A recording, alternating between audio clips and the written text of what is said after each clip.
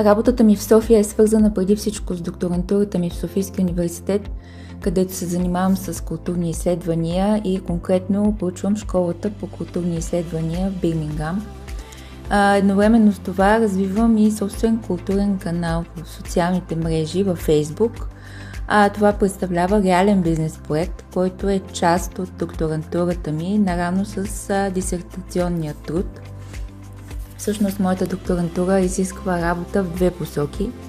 Първо е научно изследване, което ти дава теоретични знания, а след това представлява и създаване и развитие на бизнес проект, където да приложиш знанията и реално да създадеш продукт, който след това да може да се развива на пазара на труда.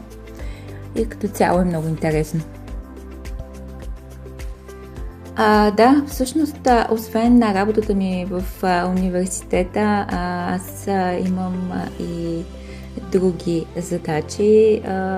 Преводач съм и сътрудник на 5 софийски издателства, с които работим заедно в различни посоки на нашето сътрудничество и мисля, че съм много щастлива от това. Спорта и здравословното хранене заемат важно място в ежедневието ми от няколко години, от 2019 насам и през последната година пък особено. Даже централно място заемат, откакто пък живея в София. Обичам да готвя и да си правя експерименти в кухнята. Тренирам в зала минимум 3 пъти в седмицата, а през останалото време ходя пеша. Не използвам изобщо градски транспорт в София, колкото и странно да звучи. Много хора мислят, че съм луда. Но всъщност мисля, че физически съм напълно приспособена към този начин на живот и даже има дни, в които имам прекалено много работа и почти не мога да стана от компютъра и тогава движението наистина много ми липсва и наистина усещам необходимостта от него. Това е хубав въпрос.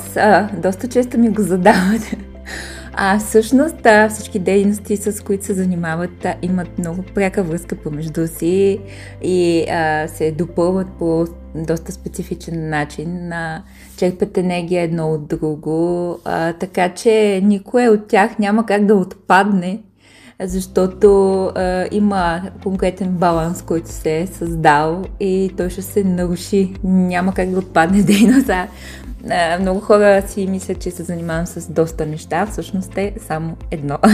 Според мен, аз се занимавам само с литература, според моята гледна точка и с нищо друго.